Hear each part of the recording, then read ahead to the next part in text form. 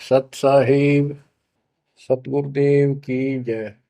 बंदी छोड़ कबीर साहिब जी की जय। बंदी छोड़ गरीबदास जी महाराज जी की जय। स्वामी राम देवानंद जी गुरु महाराज जी की जय हो।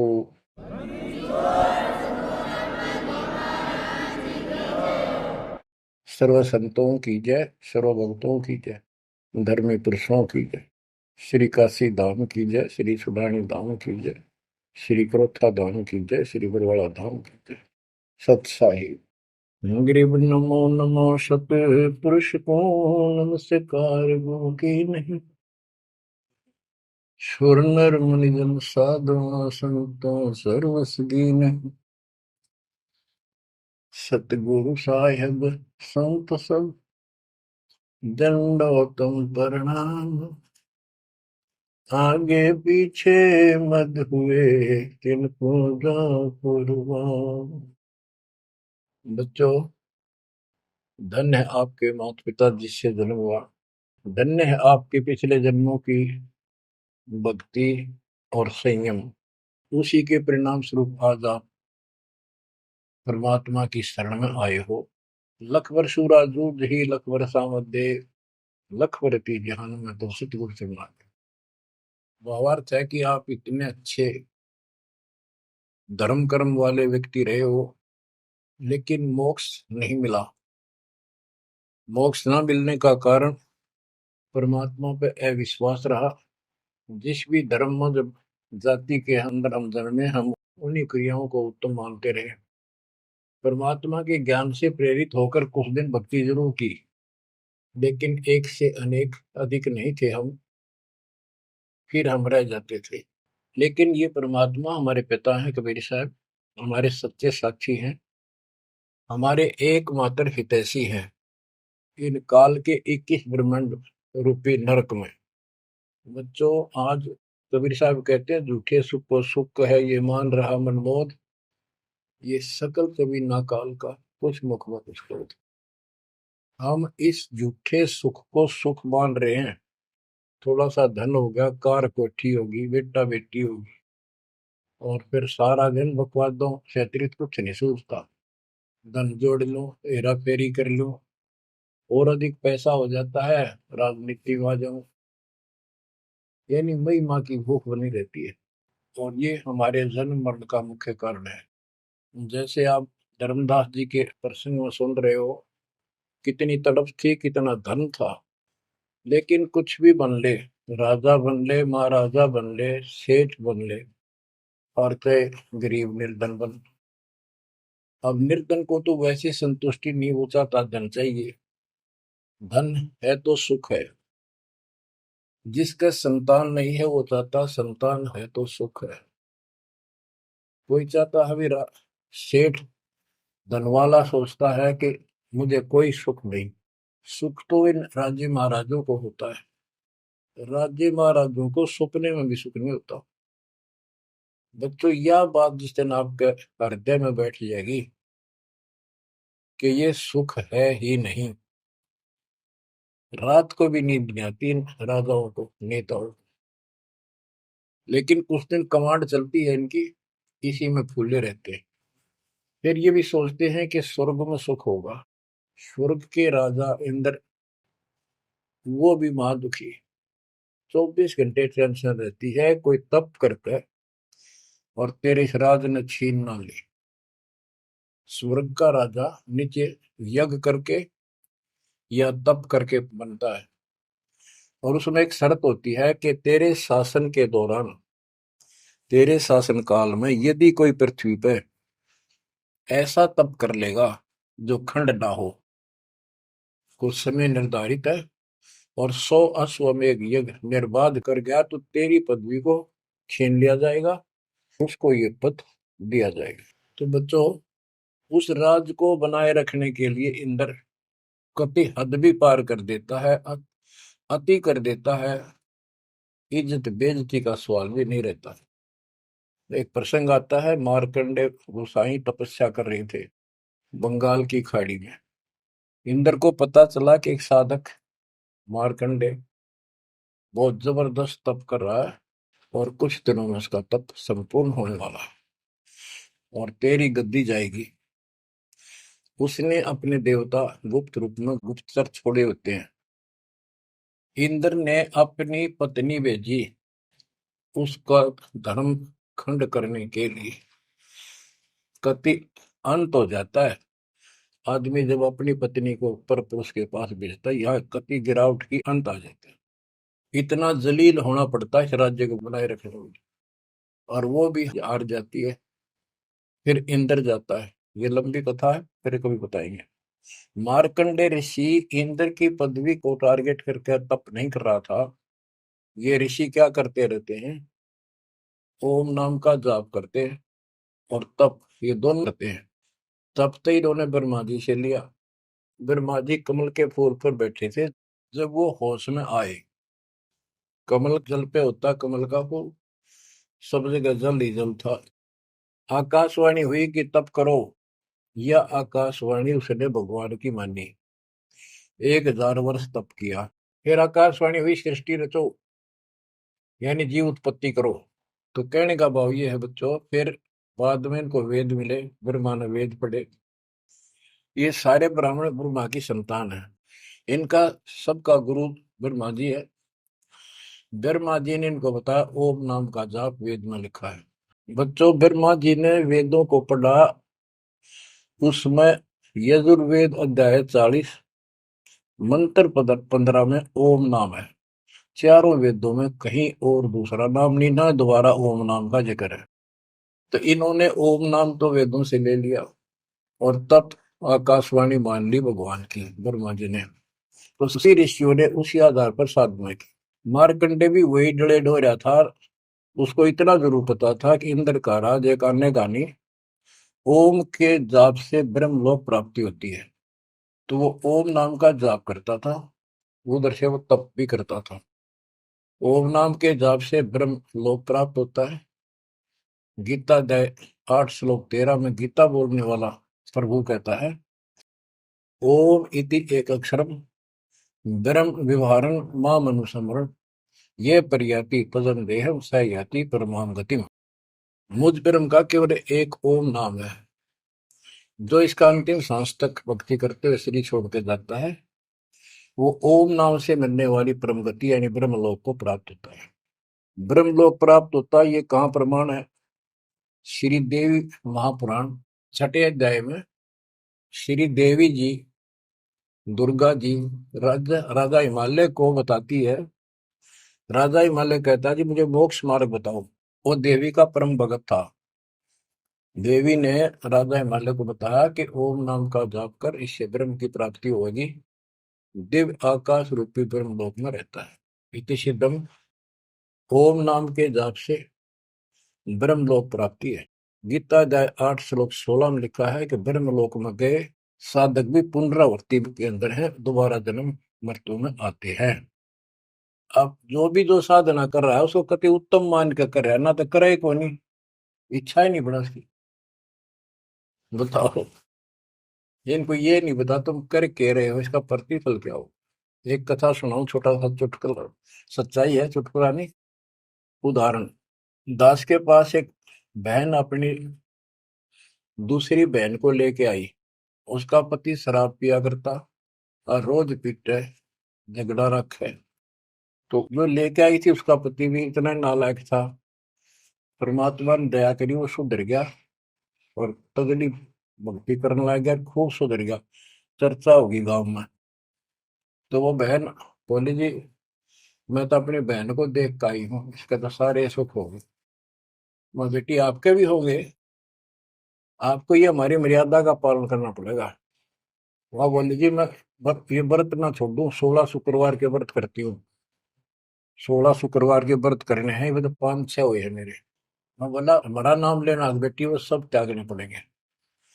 ये व्रत रखती किस उद्देश्य से है, कि लाभ होगा आपको। फिर पता लगा, बताई थी किसी ने, अब तेरा पति शराब छोड़ देगा। मैं बोला पहले 16 शुक्रवार व्रत के प्रतिफल बताऊं के उसे, इसका लाभ क्या है। ये आन उपासना ये डले ढोने वाले क्या बताते हैं कि एक बहन का पति परदेश में गया था और वो 2 3 4 साल तक आया नहीं। उसने किसी ज्योतिषियों से दिखाया, पत्रे हाथ दिखाए, किसी ने बता दिया कि तेरा पति तुझे भूल चुका है, तेरी याद नहीं रही है। माता संतोषी के व्रत रख 16, तेरा पति वापस आ जाएगा। उसने व्रत रखने शुरू किए शुक्रवार के 16वें दिन, 16वें व्रत वाले दिन वापस आ गया। ये है इसका फल।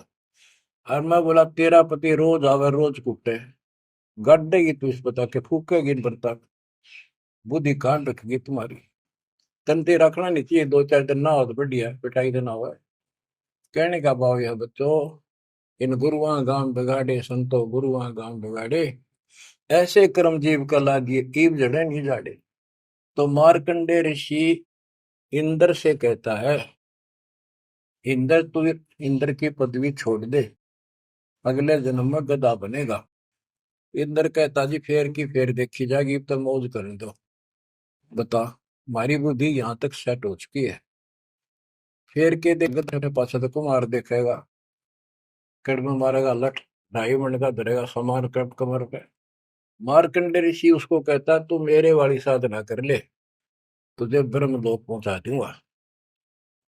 बच्चों, वो कहते हैं ना, बेड की लात घुटने तले तले, ये कहीं जा लो, इनका ये इतना ज्ञान है, इतनी इनकी अंतिम भक्ति है।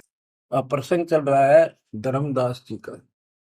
ये जड़े धर्मदास जी ने खूब डो लिए थे, और जब आंख खुली, ओए होए होए, अब परमात्मा उनको छोड़कर चले गए। दोनों पति पत्नी देखते ही रह गए, आंखों में आंसू टपक रहे थे। ओझल हो गए भगवान जब गली से अंदर आए, राग खूब रोए अंदर बैठ के। ताकि पता नहीं आऊंगे कि ना आऊंगे ना, ये गांव नाम बताते, ये भी कमाल हो गया। परमात्मा कराते आए तो धर्मदास जी ने बोले खुशी मनाई, चरण पकड़ के बहुत कुछ प्रश्न उत्तर किए। आखिर में कहने लगे धर्मदास जी, हे प्रभु अवगत कला तुम्हारी, हम है कीट जीव वे बिचारी, सत्य लोग तुम वर्ण सुनावा, शोभा पुरुष अनसन सत भावा। हे परमात्मा आपने सतलोक बताया, आपने परमात्मा की शोभा बताई, रहने वाले हंसों का भी बड़ा गजब का सुख बताया। कैसे न देश राज व आही, चित इच्छा प्रभु देखन ताई। कि वो कैसा देश है, कैसा लोक है, मेरा मन करता है उसने देखो। परमात्मा बोले धर्मदास ये निर्घनी काया, निर्घनी ये बेकार, इसमें डंगा भरा पड़ा, काम क्रोध लोभ विष्टा थूक ब्लड टट्टी पेशाब, इसमें कैसे दर्शन होगे उस भगवान के। मैं जो बताता हूं तू ऐसे भक्ति शुरू कर दे, और जब शरीर छोड़ के जाएगा तो आपको परमात्मा के दर्शन हो जाएंगे। वहां सतलोक भी देखिए, वहां सारे अपने बहन भाइयों में खुशी करे ना। धर्मदास ये निर्गनिकाया, ये तन पुरुष दर्श के में पाया, इस तन में भगवान कैसे दिखेगा। तन ठीक का जो पूरा हो भाई, सतलोक तो देखो जाए। जब ये तेरा शरीर का समय पूरा हो जाएगा जीवन, फिर इसको छोड़ के सतलोक देख लिए जाके। धर्मदास के चरण हो रहा, हे प्रभु दर्शा मिटाहो मोरा, शरण टेक प्रभु विनय हो ही, पुरुष दर्श बिन कल नहीं मोही। दोनों चरण पकड़ के धर्मदास ने बोला, ये भगवान एक में दिखा दो, मेरी यह भगवान के दर्शन की प्यास मिटा दो, उसके दर्शन बिना मुझे एक पल भी चैन नहीं होगी। परमात्मा बोले भाई मैं ही हूँ प्रभु, सारी सृष्टि का मालिक मैं हूँ, मैं आपका गुरु हूँ। दीक्षा दी धर्मदास जी को मेरे, मैं आपका गुरु हूँ, मैं आपका भगवान हूँ, मैं सत्पुरुष हूँ, और मेरा ही नाम कबीर है। लेकिन उसके आवाज समझ में नहीं आई, और बार बार यही कहने लगा भगवान के दर्शन करा दे, भगवान के दर्शन करा दो। जब मेरी आत्मा मानने गई। बच्चों विचार करो, पहले हम किसी की भी भक्ति शुरू कर दी, राम की, कृष्ण की, शंकर भगवान की, विष्णु भगवान की, किसी की भी, और सब स्वर्ग बताया करते, कदे मैं एक अगला स्वर्ग दिखाओ, हमने जब मानूंगा। पर जब ठीक ठिकाना आता है, ये मन अड़ियल घोड़े की तरह अड़का खड़ा हो जाता है। तीसरे केवल बकवाद करवानी, अच्छे राह पर लगते समय सौ बाधा पैदा करता है। ये मन अड़ रहा था। गुप्त भय प्रभु अविगत ताता, धर्मदास मुख आवन बाता। जब इतनी जिद करी, परमात्मा अंतर ध्यान हो गया और धर्मदास वो खोले रह गया। ना हाँ करे ना बोले, या के बनी क्या कहने लगा, मैं मतिहीन कुमती मोहि लागा, मोहि सम कौन है जग में भागा, मैं मूर्ख प्रतीत न कीना, अस साहिब के मैं नहीं चीने। अब कौन विधि दर्शन पाऊं, दर्शन बिना मैं प्राण गवाऊं, चरणोदक बिन करुण अग्रासा, तदो शरीर कह धर्मदासा। अब क्या कहता है, मैं बड़ा निकम्मा, मैं दुष्ट आत्मा, मतिहीन, कितना मुंह ला लिया भगवान ने मेरे को, और देख मैं कितनी इज्जत कर गया, मेरे जैसा निर्भाग धरती पर नहीं। मैं मूर्ख, मैंने भगवान पर विश्वास नहीं किया, फिर वो बुरी तरह। इस मन की यह गंदी आदत है। अब कौन विधि दर्शन पाऊं, दर्शन बिना मैं प्राण गवाऊं, चरणों तक बिन करो न ग्रासा। जब लगूं के चरण धोकर नहीं पी लूंगा मैं, अन्न नहीं खाऊं, तजो शरीर कह धरदास, नहीं तो मरूंगा। दिवस सात लग अन्न न खावा, भजन अखंड नाम लो लावा। जो नाम दिया था उसमें डट के भक्ति करता रहा, ना कुछ खाया ना पिया। सातवें दिन पर वो प्रगट दिखाए, धर्मदास पद गए उकलाए। सातवें दिन परमात्मा आए, धर्मदास ने पैर तड़फते हुए पड़े पड़े ने पैर पकड़ लिए, दृढ़ श्वासा निपट अधीरा, पड़े चरणन में अक्षीण शरीरा। शरीर बहुत कमजोर हो गया था, धरती में पड़े पड़े न सरक के वाले के चरण पकड़ लिए। कर गए साहेब तही उठावा, शीश हाथ दे अंक मिला। परमात्मा ने उसके अपने हाथ का सहारा देकर उसको खड़ा किया और फिर अपने सीने से लगाया।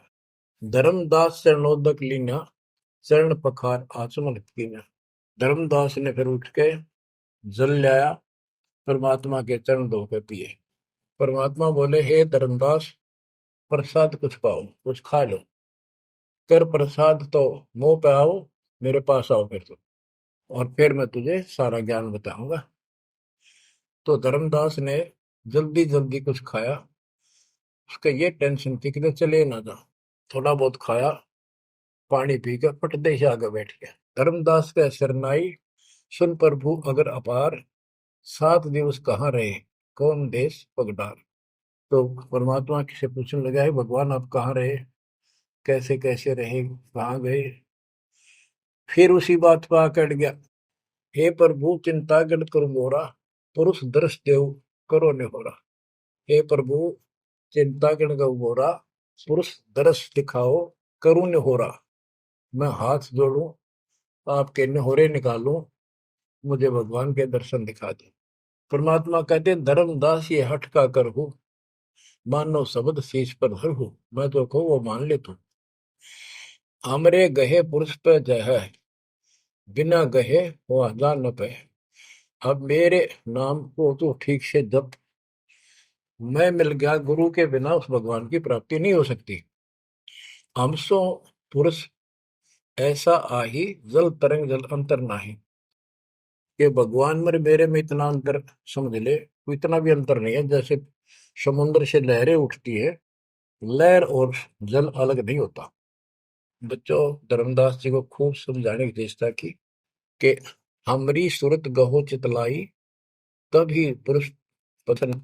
मेरे को भगवान रूप समझो, तब मालिक की प्राप्ति होगी।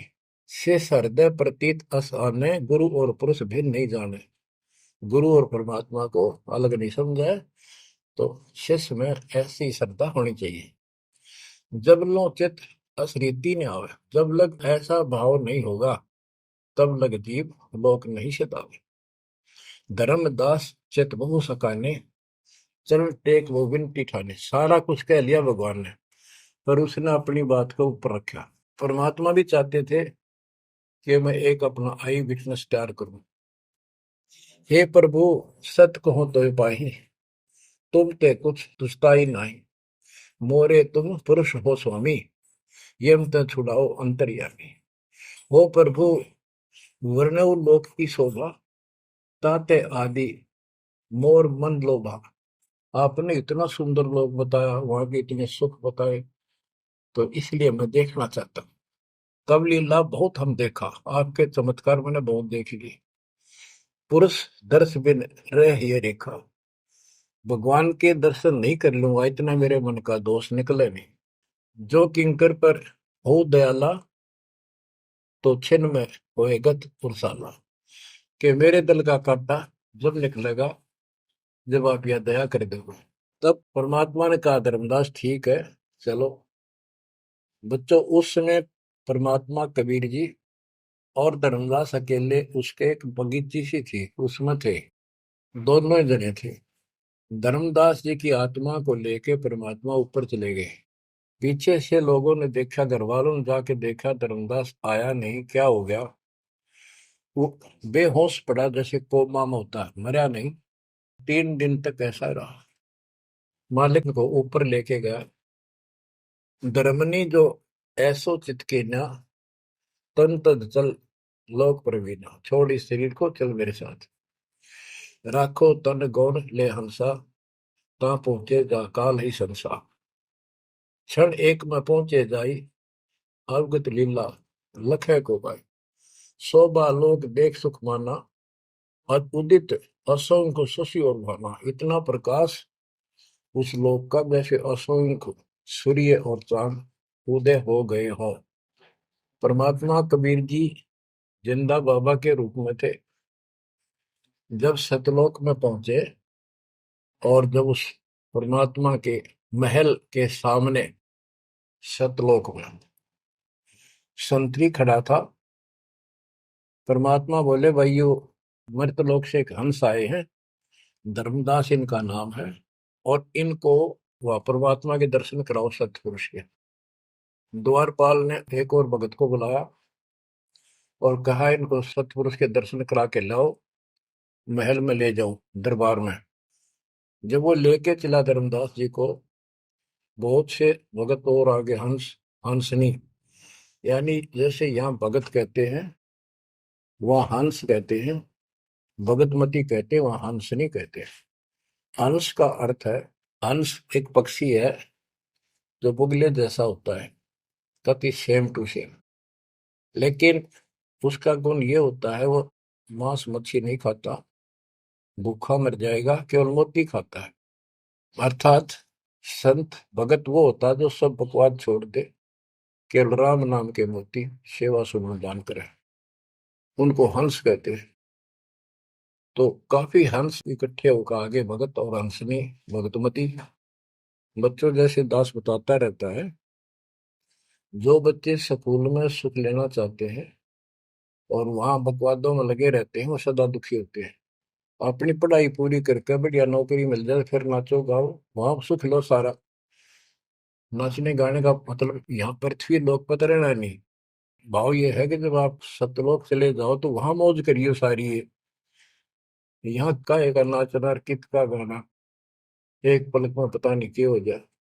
तो जैसे सतलोक में दूसरे धर्म वाले कई कहते हैं, तो सतलोक की महिमा बताते हैं कि सतलोक में प्रकाश ही प्रकाश है, वहां और कुछ है ही नहीं। वो आत्मा उसमें ऐसे मिल जाती है जैसे बूंद समुद्र में। ये पूरा राधा स्वामी पंथ, सच्चा सौदा वाले, सरसा वाले, गुरुदेव वाले, और भी सब इस यह रटला रहे, वहां कुछ नहीं है। और आंखों देखा धर्मदास क्या बताता है, वाणी पढ़ता हूँ, ये वैसे लिखी हुई है पुराने समय की, शुद्ध नहीं है इतनी, लेकिन अर्थ गजब का है इसका। कहते हैं, जित देखा जगमग झलका ही, देखत हर्षित भय ही भाई। धर्मदास ने जहां देखा, इतनी सुंदरता, प्रकाश में गजब का नूर, चमक, देख देख खुश हो रहा है।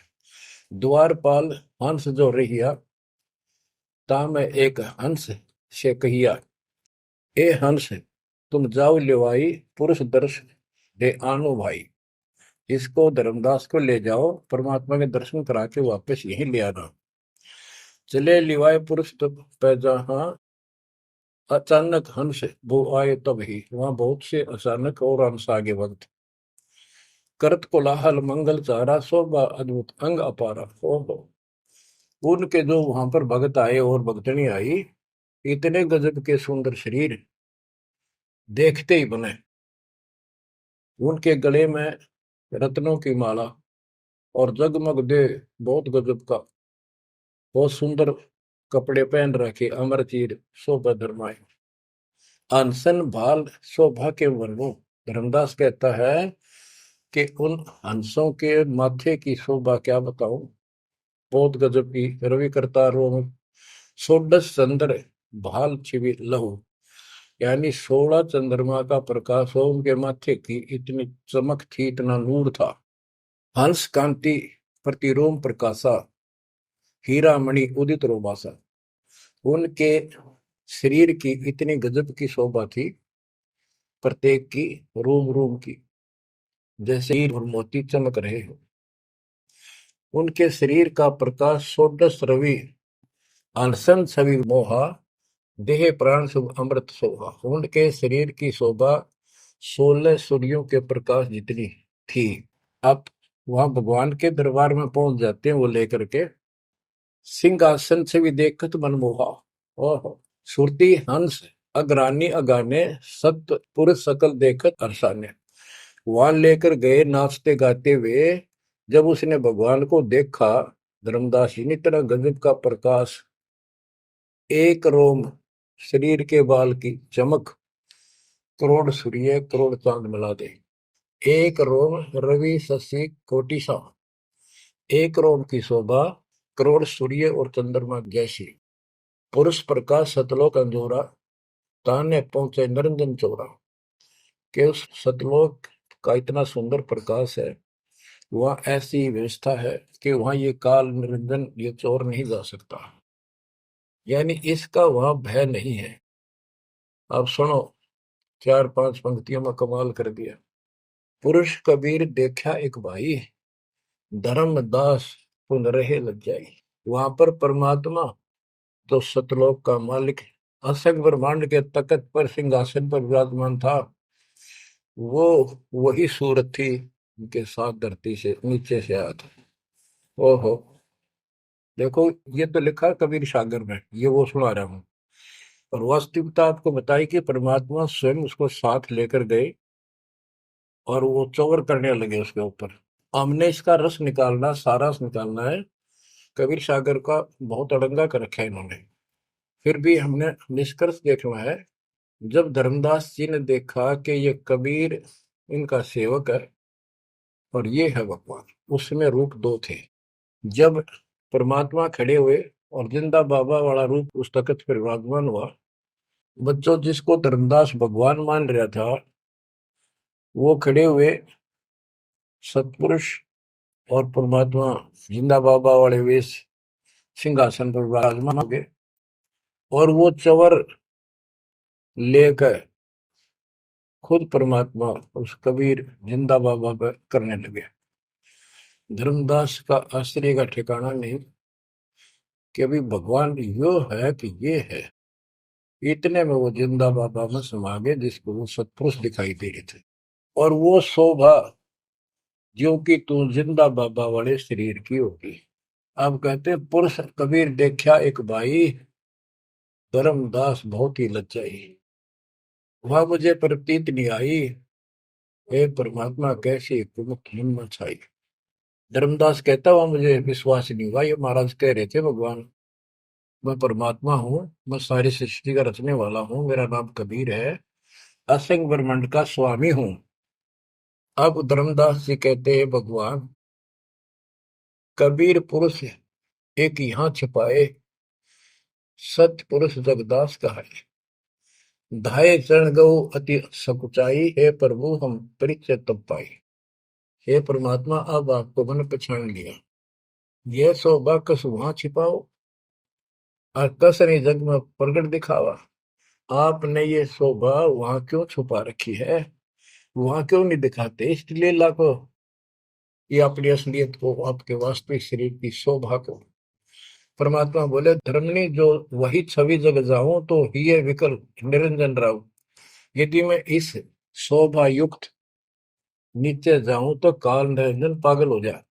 और मैंने उसको वचन दे रखा है कि मैं अपना ज्ञान समझा के जीव को लाऊंगा। और वैसे बच्चों, परमात्मा आज हमने ले जा, हम टेक नहीं सकते वहां पर। भूल जाओ इन बातों में। ये तो कहन सुन कहन की बातें हैं। उदाहरण देता हूँ, कबीर साहब कहते हैं हम मोहम्मद को वहां ले गए, इच्छा रूपी सतलोक गिरे हो, उल्ट मोहम्मद महल पठाया, गुद बीरज कलमा ले। यानी हम हजरत मोहम्मद जी को ऊपर लेके गए थे कि ये समझ गया तो इन सब ने जो इसने लाखों तैयार कर रखे सबको बता देगा। लेकिन नीचे प्रभुता घनी हो गई थी, संगत उबत खूब हो गई थी इसकी। और उसके ऊपर प्रभुता पाके भूल गया भगवान को, नहीं इच्छा हुई तो वापस छोड़ दी। कुछ दिन पाछे आप भी मर गया और वहां प्रभुता भी रहेगी। काल का इतना अजब गजब जाल है बच्चों। तो धर्मदास जी से बोले कि आप नीचे जाओ। धर्मदास जी बोले भगवान ये वहां ना भेजो, यही रख लो मेरे दाता, और इस नरक में मत भेजो। अब मैं नहीं जाऊं दाता वहां पर। परमात्मा बोले भी ऐसे नहीं बात सुनेगी, वहां तुम जा, चिंता ना कर, मैं तेरे साथ रहूंगा और सत भक्ति दूंगा, उससे आपकी भक्ति गजब की बन जाएगी। और भक्ति युक्त होकर यहाँ आएगा, वैसे से यहाँ ठिकाना नहीं मिलेगा तेरे को। और दूसरी बात है कि तूने सब कुछ देखा है, नीचे औरों को बता, तेरे भाई बहनों को विश्वास होगा। धर्मदास कहता है मोहे राख लियो महाराज, हमसे बिगड़ी है मोहे राख लियो महाराज, हमसे बिगड़ी है।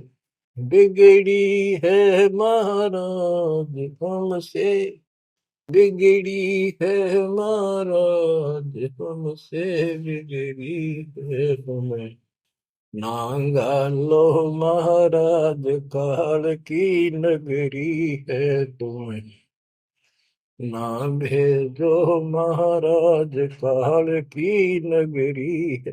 रोबरी तरह जैसे किसी ने आग में धकाया करे जबरदस्ती मर तो कर राख लो महाराज, हम गंदे इंसान से।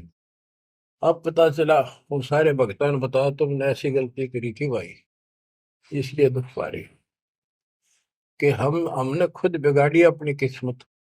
तुम रख लो दाता, ना भेजो मेरे मालिक, पैर पकड़ा रोए।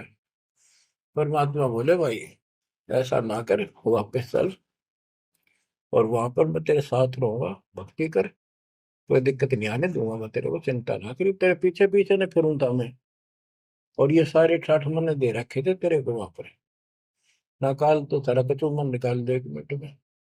धर्मदास को फिर हौसला हुआ और तीसरे दिन शरीर में वापस आया। आसपास सारे रिश्तेदार भी आ गए 3 दिन में। सारा गांव क्यों सेठ था, पैसे वाला था, लोग सुगरदे बैठे, ना मरता ना जिंदा, इसका क्या हाल हो गया। परमात्मा ने बताया मैं काशी में हूँ, एक जुल्हे का काम करता हूँ, मेरा नाम कबीर है, मेरा गुरु रामानंद जी है, स्वामी रामानंद, जो वहां के प्रसिद्ध संत हुआ करते थे। धर्मदास जी सचेत हुए, उठे तो देखा चारों तरफ हाहाकार मच, चारों जिंदा हो गए तो एकदम खुशी की लहर आ गई। आमने भी रोए तो वो कहने लगा क्या हो गया तुमको। तो बोले आप तो मर गए थे, ना मरो थे ना जियो थे, अचेत पड़े थे, बेहोश थे, हमको टेंशन हो गई थी कि मरेंगे। तब उसको विश्वास हुआ, नहीं तो सपना मानना वो, ये मन इतना दुष्ट है, इतना उल्टा चल रहा है, जब ठीक ठिकाने की तरफ चलता है जीव, परमात्मा कसर नहीं छोड़ते, ये उसका बाप है। तो तब धर्मदास को विश्वास हुआ रे तेरे की, सचमुच में तो सचखंड गया, सतलोक गया था। फिर उनको बताने लग गया सारी, मैं वहां गया था, सतंदा बाबा भगवान है, खुद है, सारी सृष्टि के रचने वाले हैं, ब्रह्मा विष्णु महेश, तब उनके सामने कुछ भी नहीं है। वो रिश्तेदार आए थे तो चले गए, पागल हो गया, बांटन दे, जिंदा हो गया शुक्र है। लेकिन जिसका लागे वो तन जाने, धर्मदास काशी पहुंचे और देखे दुल्हे के रूप में बैठे वह सूरत जो की तू चरणों में पड़ गए। आसपास के कॉलोनी के लोग आगे बुलाए, बताओ पूछे कौन है ये? धर्म सेठ है, ऐसे ऐसे काशी का प्रसिद्ध सेठ है, नवा का बांधवगढ़ का। और सब नौके देख किसी पागल हो रहे लोग इस नीरू के पुत्र को भगवान मानते हैं, इनकी अकल पर पत्थर पड़ी। यानी जुलाहे भी ये बात बोले, जो देखा वो यही कहे। धर्मदास जी ने चरण पकड़ कर छोड़े नहीं, परमात्मा गलती बहुत होगी, हे दयालु माफ करो। जब परमेश्वर ने उसको कहा, बच्चा तेरा दोष नहीं, इस काल ने सबकी बुद्धि फेर रखी, और जो भी ये सारा संसार आपको दिखाई देता है ये कुछ भी नहीं है। एक सेकंड में मृत्यु हो जाती है इंसान की, और फिर कुत्ते गधे बनाकर छोड़ देता है। इसने तो सच्ची भक्ति करने नहीं देनी, या सच्ची भक्ति या जैसी भी आस्था मैं ही जीवों की बनाए रखे हुए हूँ। उस टाइम तो धर्मदास जी सारी मान्य था, वो बात ही नहीं रही। अब परमात्मा बोले, धर्मदास आप अपने घर जाओ, और बच्चा मैं वही आऊंगा तुम्हारे पास। धर्मदास बोला, जी आइयो, मेरा बेटे ने भी समझाइयो, और आमनी ने भी सतनाम दियो, बेटा भाई मैं आऊंगा पक्का। धर्मदास चले गए, परमात्मा वहां आमनी को नाम दिया। और धर्मदास जी बोले, जी मेरा एक पुत्र है नारायण दास, उसको भी समझाओ। धर्मदास जी ने नारायण दास बुलाया कि आजा भाई, गुरु जी आई, भगवान आ रहे हैं। बैठ गया। परमात्मा ने जो ज्ञान सुनाया उठ के चल पड़ा। फिर बुलाए तभी नहीं आया। अगली बार भगवान ने खूब कह लिया, बुला लिया भाई, तेरे बेटे ने नाम दे दूंगा। धर्मदास गया, बेटा आजा, नारायण दास कल्याण हो जाएगा। काल के जाल में फंस गई। वो कहता, पिताजी आपकी मति मारेगी, इस जुलाए ने आपको बुद्धि भ्रष्ट कर दिया। देवताओं को छोटा बताता है ये देवताओं की निंदा करता है, मैं न इसके दर्शन भी करूं। धर्मदास ने खूब कह लिया, पर लड़का मानना नहीं। धर्मदास जी रोने लग गया महाराज के चरणों में।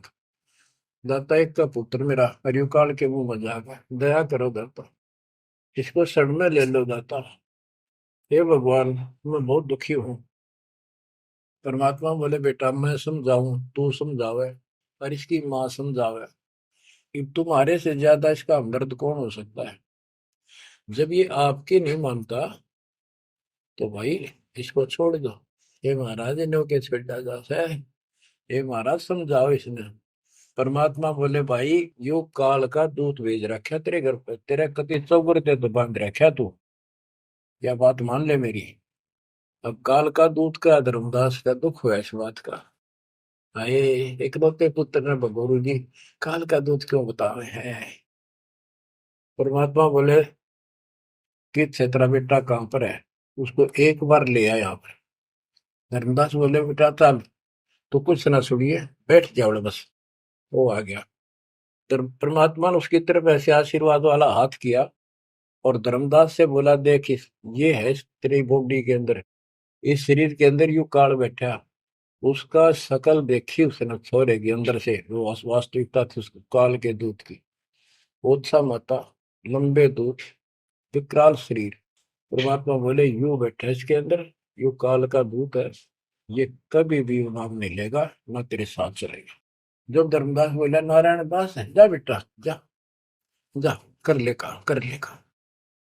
चरणों में पड़ गया, भगवान मेरा तो बीज नष्ट हो गया, हे भगवान मेरा तो वंश ऊपर चला गया, बताइए काल पैदा कर हो गया मेरा तो। परमात्मा बोले, वंश ने के चाटेगा, तू पीछा छुटवा ले यहाँ से बेटा, क्या करेगा इस वंश का। ये तो काल खाई खुराक का, पहन पोशाक का, यम का बकरा पड़ता है। लेकिन हमारे तो रंग चढ़ रहा है, लोग के कहेंगे, फलाना के कहेगा, संतान ना हुई थी, संपत्ति ने कौन लगा, कई बीमारी बांट रखी है, कई रोग ला रखे है काल। परमात्मा बोले, ठीक है, तेरे को मैं अपना बच्चा, अपना हंस भेजूंगा, और आज से 1 साल के बाद तेरे घर में पुत्र उत्पन्न होगा, उसका नाम चूड़ामणि रखना।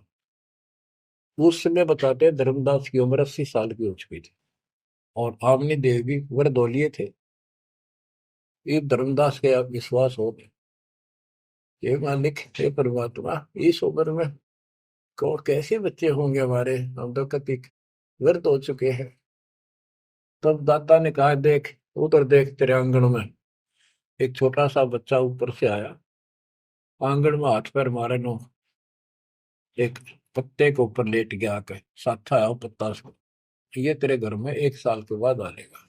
इतने वो अंतर्धान हो गया, कुछ विश्वास कुछ अविश्वास, परमात्मा की दया हुई, आमनी को गर्भ रहा, 9वें महीने 10वें दिन बच्चा हो गया, नाम चूड़ामणि रखा। और तू कुल की चिंता करता था, तेरा 42 पीढ़ी तक तेरा वंश चलेगा, चिंता ना कर। जब उसका दिल लट्टा, बच्चों गजब की बात है, तो मैं धीरे धीरे इसको पूरी सुन ले हुए कथा को, आपके बहुत से अंधेरे हट जाएंगे। अब परमात्मा ने चूड़ामणि शाना हुआ, उसको दीक्षा दी, उसी को धर्मदास जी को भी गुरु पद दे दिया था। पर बोला तो किसी ने मंत्र ला दिया, ही सारा सार नाम तक दे दिया उसको, और कसम खवा दी कि ये नाम किसी को नहीं बताएगा।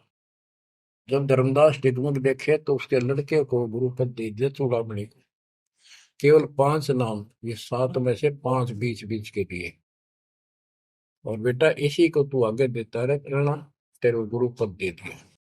परमात्मा की कोशिश थी, ये मंत्र करते रहेंगे, इनको मनुष्य जीवन मिलते रहेंगे, भगवान की आस्था इनमें बनी रहेगी, कुछ लाभ होते रहेंगे, और इस बिजली पीढ़ी तक जाना था उनको। लेकिन धर्मदास को बता दिया था कि काल मेरे नाम से 12 पंथ चलाएगा, जो सारे गलत साधना करवाएगा, और तेरे वंशज, तेरे परिवार वाले 6ठी पीढ़ी में जाके ये असली नाम भी छोड़ देंगे। एक टकसारी पंथ होगा, उसकी साधना शुरू कर देंगे, जो एक अन्य की नहीं होगी। जो इब सारे धर्मदास वाले दामा खेड़ा वाली गद्दी में वो टकसारी वाले की साधना चल रही है, वो 5 नाम भी गए। फिर धर्मदास रोने लग गया, ये मालिक इनका उद्धार कैसे होगा। तो बोले, मैंने कुल दिया तेरा 42 वंश, तेरे उद्धार उसका होगा जो मैं भेजूंगा, एक संत भगत अपना दास, उससे तेरे पीढ़ी वाले नाम लेंगे या सारा संसार लेगा, सबकी मुक्ति हो जाएगी। बच्चों, परमात्मा की असीम रजा है, आप ये सत्यनारायण कथा सुन रहे हो और सुनते रहो, मुश्किल से ये अमर कथा मिली है सुनने को। मालिक आपको मोक्ष दे, सदा सुखी रखे। सत साई।